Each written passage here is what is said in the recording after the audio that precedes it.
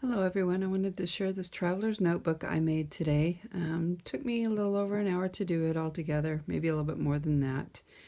If you had to let it dry naturally, it would take a lot longer, but I used my heat gun on it. So traveler's notebooks, a lot of people are using them to keep them in the purse, to journal, to do drawings on. If they have an idea, they jot it down and maybe draw a little sketch to go with it. You can use it in meetings to take notes. I'm going to use one for my car for a car maintenance log, and I'm going to use the other one to take into my meetings to take notes with. So that's kind of the purpose mine are for. This was my first one, so it's a little rough, and this one will be mine. But I just love this paper. I love, love, love this paper. I got it at Michael's. It was one of those ones where they have them on sale for $5.99, the paper pads, and this one is so cute. It has so much cute paper in it. Oh my goodness. So this is what I chose, and I actually bought this to make a mini album with, but I wanted to use it on this also. So the cover is one 12 by 12 sheet of paper on the outside and one other 12 by 12 on the inside. And then I used double-sided tape, put them together and cut it down to kind of a little bit bigger than what I wanted because I had to do some stuff to it. So after I glued it together and then I cut it down a little bit closer to size and I rounded the edges here. And then I took it over to my sewing machine and I sewed the edges on the front part of the cover. However, I did not finish sewing it all the way around because it was gumming up my needle too bad and I did not want to ruin my machine. So the rest of it is not sewn. It's very cute stitched, but if you're going to stitch it, do it before you glue it together. If you can. That's my suggestion. The double-sided tape I used was similar to score tape, only it's the off-brand and Joann's section, the really wide stuff, and then a little bit of just tape runner. And then I made another mistake, so I Wink-a-Stellaed my radios, parts of my radios. It's kind of hard to see, but I did do it. Kind of see it there. But before I let it dry completely, I did matte medium on the outside of the cover on both sides. I didn't want to laminate it because I don't like the lamination look on these very well myself personally. I like matte medium because then it kind of gives it a leathery type of feel. But when I put my matte medium on, it kind of smeared my Wink-a-Stella a little bit. So I would next time suggest letting it dry a little bit longer or do the Wink-a-Stella over the matte medium.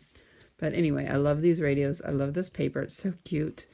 And then how you get the notebooks on the inside is you have these elastic cords. So I used 2 eyelets on either end, right there. And then some just elastic cording that you would use for bracelets that you buy in the kids section. So there's 2 per eyelet. I think if I was going to give this as a gift, I would use a little bit heavier cording than that, but that's what I had and I wanted to try to make one. So since this is just mine, it's not a big deal. So on the inside of a traveler's notebook, I put a little pocket here. Again, this is just one of the little pull aparts from the paper pad. So I just cut it down to the size I wanted, inked the edges, and it's just glued here to here so you can slide stuff into it. And then this notebook is one that I made just to go in here quick and simple. So you can see it's just a very simple notebook. I'm going to take it out here so I can show you a little bit better. So this is the elastic here.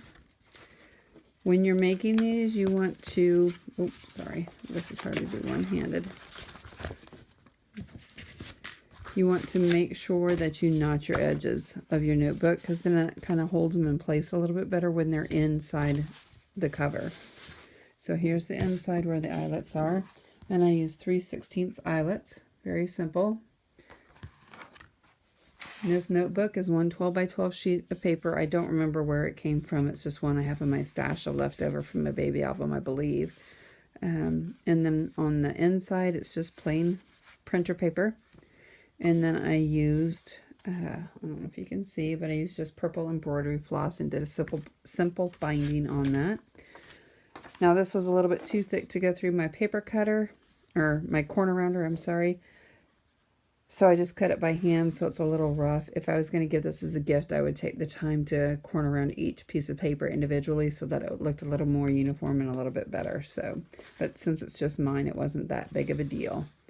And then it just fits in here, and you can fit several of these little notebooks in here. So you could have one for maybe bills, one for a grocery shopping list, one for meeting notes, maybe one to draw sketch ideas if you have a craft project that you have in mind.